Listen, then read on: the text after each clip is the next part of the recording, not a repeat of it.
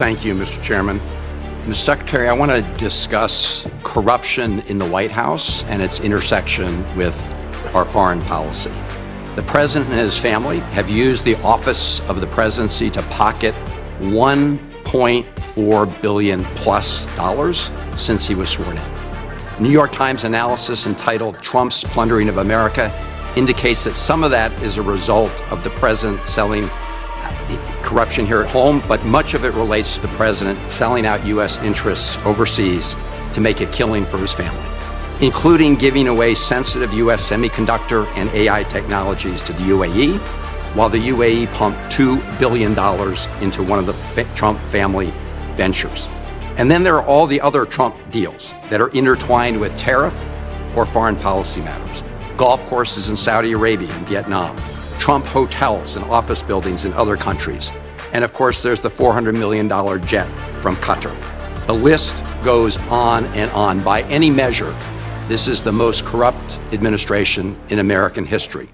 We also see the president wielding U.S. power overseas in a way that advances the interests of his billionaire buddies at the expense of American interests.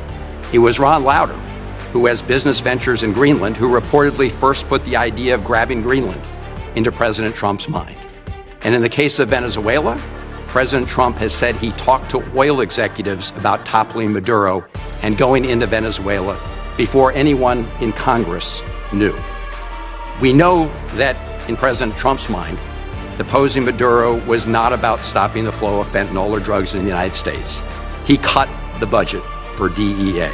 He pardoned the former Honduran president convicted of drug running. And the new president, Delcy Rodriguez, has herself been long suspected by DEA of being involved in drug smuggling. She's also a longtime hardened communist leader, so this operation certainly was not about bringing more freedom and democracy to Venezuela.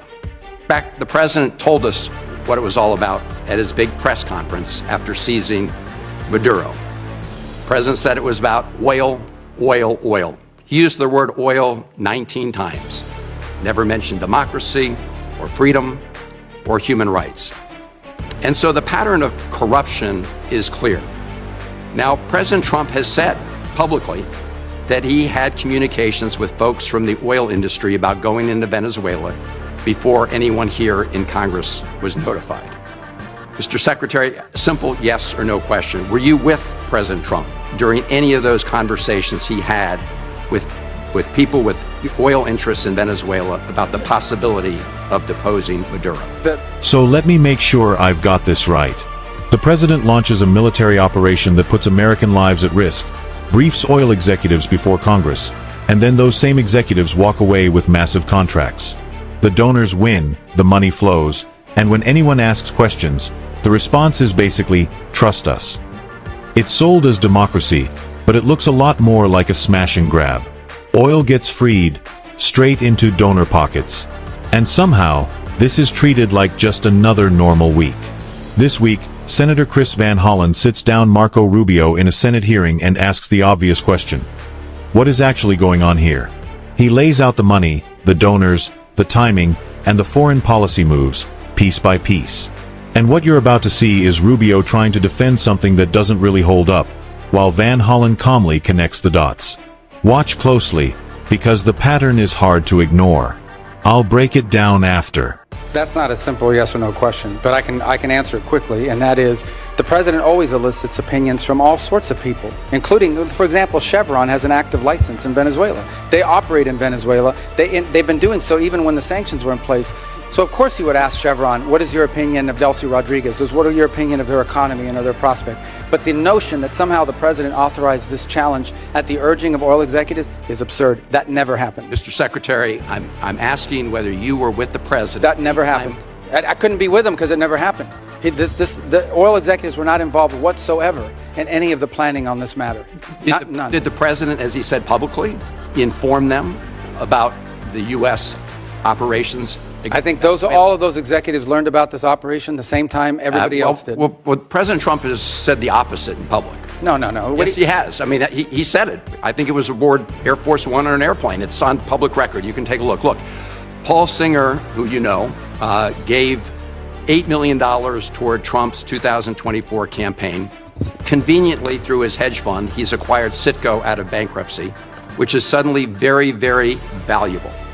Did you or President Trump have any communications with Paul Singer about Venezuelan oil in the months leading up to the military action in Venezuela? I can tell you I did not, and I would be very surprised what the president did in that regard. And in fact, that Singer position that you've outlined, which is not just him but other creditors, was actually was blocked. We don't want to see. It's one of the reasons why we had to do this account in a third country in the interim, is because we don't want it to be something that's picked apart by creditors. I appreciate that, and we'll sort of monitor it carefully.